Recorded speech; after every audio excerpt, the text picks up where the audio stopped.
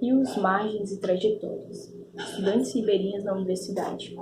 Essa pesquisa começou com uma busca por responder uma questão que também é pessoal, que é o acesso à educação para essas populações tradicionais. Eu venho de uma família que passou por foi atravessada por essa territorialidade, e isso foi uma coisa que aparece na minha história, porque meus bisavós sempre falavam: tem que estudar, tem que estudar.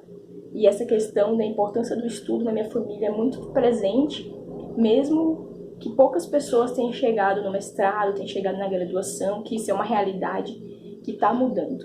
Diante disso, me coloquei a ouvir a história de estudantes ribeirinhas que conseguiram chegar numa universidade pública e entender como que foi a trajetória delas. Esse entendimento, essa busca por ouvir essas histórias começou com uma inspiração na história oral, que foi uma entrevista, algumas entrevistas de história de vida, onde eu começava com uma pergunta disparadora, tipo, conte-me sua história, e a partir dali a gente foi chegando nas categorias de análise que aqui eu vou apresentar. A primeira delas é falar um pouco de como é a história dos ribeirinhos no contexto histórico e como que ela aparece simbolicamente, subjetivamente, na história das duas estudantes ribeirinhas, que eu chamo aqui de Camila e Elizabeth. As duas vieram da mesma localidade, que na dissertação eu dou o nome fictício de Ivaí. E a partir disso, a gente vai chegando no resultado, na discussão dos resultados. Ao longo da dissertação, eu também fui me descobrindo poeta e fui descobrindo a arte, junto também com as minhas participantes. Por isso, antes de iniciar a análise, eu quero falar uma poesia que inicia a dissertação, que eu acredito que é um bom pontapé para a gente continuar essa conversa. Sou ribeirinha que sobe o barranco com baldes d'água. Sou rio que lava roupa e faz comida da mãe e da filha. Sou mata fechada e suas trilhas que guiam um seringueiro. Sou borracha que sustenta, mas também explora. Sou onça, peixe-boi. Sou boto que brinca em rios marrons.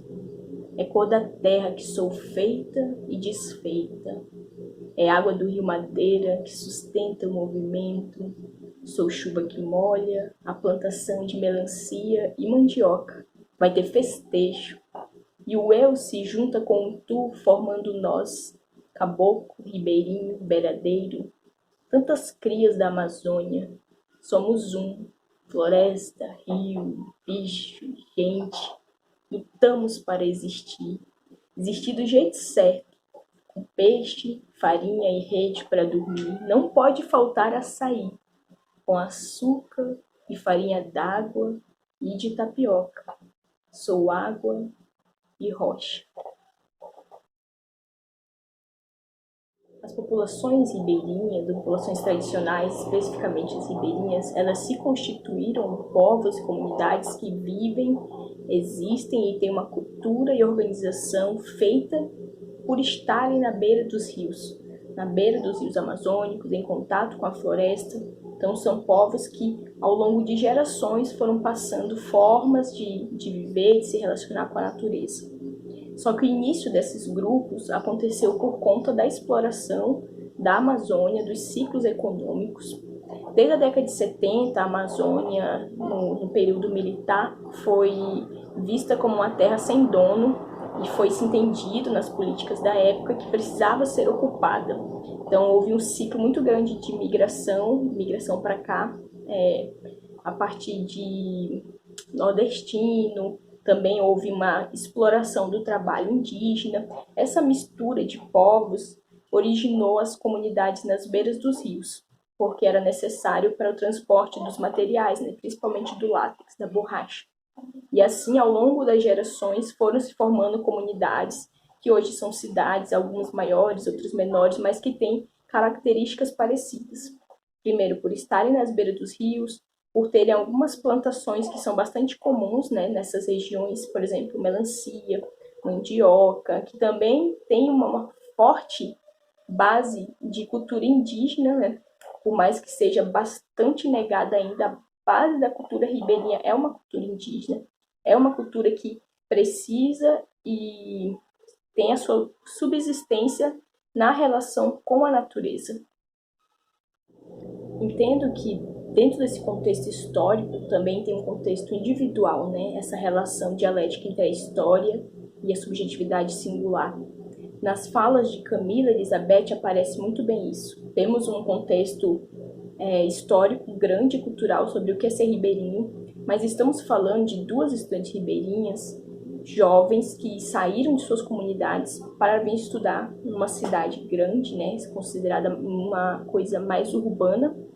E dentro das falas dela aparece muito o significado de rios, aparece muito a saudade de estar na comunidade, a vivência urbana entendida como mais rápida, mais individualista, o que trouxe inclusive adoecimentos nas falas, principalmente de Elizabeth. Então a gente percebe que existe um conceito que é entendido de ser população ribeirinha e ele está muito mais focado numa territorialidade. Então existe até um questionamento da Camila que é: se eu sair da comunidade ribeirinha, eu deixo de ser ribeirinha? Quem eu sou? Na universidade eu sou ribeirinha ou não sou ribeirinha? Como que define um ser ribeirinho num contexto que existe a mudança, né, o deslocamento em busca de oportunidades educacionais que não existem dentro da comunidade ribeirinha? Né? Várias buscas por avanços, né, na sua busca por uma profissão, elas precisam sair de lá. E nessa saída vem vários questionamentos, principalmente sobre ser ou não ser ribeirinha, e também questionamentos de como que era a vivência lá, tanto pontos positivos como negativos.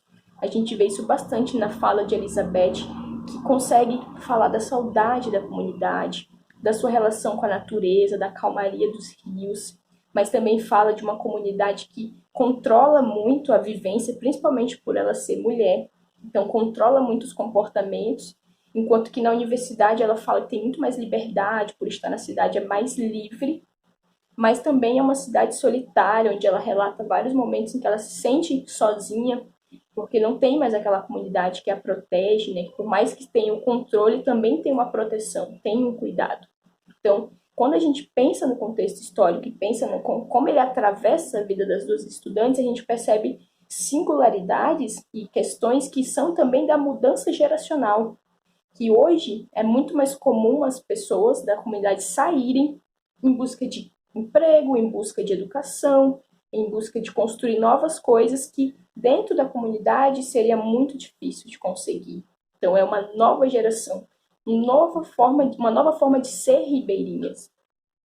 Outro ponto muito importante que percebemos na fala de Elizabeth e Camila é a relação com a escola. Elas entendem, né, inclusive é uma fala delas, que a escola é o ponte da comunidade. É lá onde acontecem as relações sociais, as brincadeiras, os festivais culturais. Então, principalmente Camila, né, por ser filha de educadores, por ter tido um contato, assim, além de estudante, com a instituição escolar da comunidade de Ivaí, ela entende que a escola precisa ser mais valorizada. Ela entende que precisa ter mais cultura, mais verba, mais capacidade de atender as demandas daquela comunidade. Que como é distante as comunidades, fica difícil o acesso de várias coisas, né?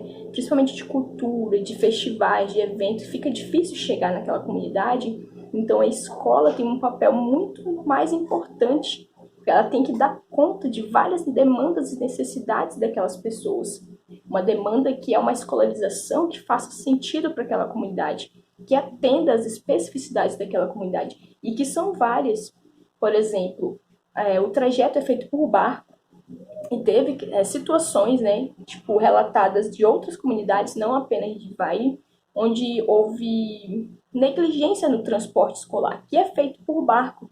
Então, várias crianças precisam desse transporte fluvial para chegar na escola. Sem o transporte, não chega na escola, não tem acesso à educação, não tem acesso a um alimento, não tem acesso a várias coisas que a escola pode e deve contribuir.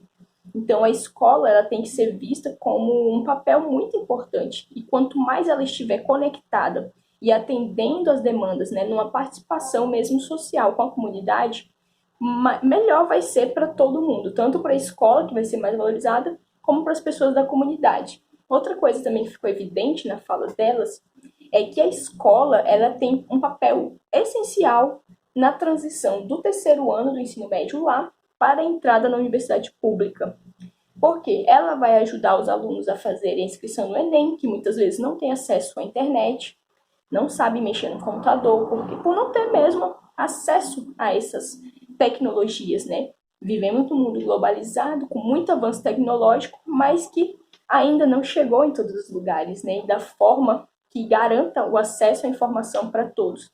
Então, a escola, além disso, ela tem esse papel. Se ela contribui com os alunos nesse acesso ao Enem, contribui com o aluno para que eles possam ir para um outro local e fazer a prova do Enem, que às vezes não acontece na comunidade, precisa se deslocar para uma cidade mais próxima, que são várias horas de barco. Então, a escola é muito importante. Então, quando a gente vai falar da narrativa de estudantes ribeirinhas no acesso e permanência no ensino superior público, a gente tem que também olhar para a escola, para a escolarização básica e como ela contribui ou dificulta esse acesso.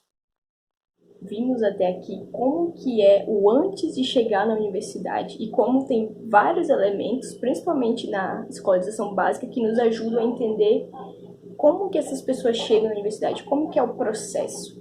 Fica para um outro vídeo, um outro momento, para a gente adentrar no universo da acesso e permanência na universidade, mas eu acredito que daqui dá para a gente pensar várias políticas e pensar várias ideias para ampliar e garantir o acesso dessas pessoas para uma universidade pública com qualidade. Obrigada, até a próxima.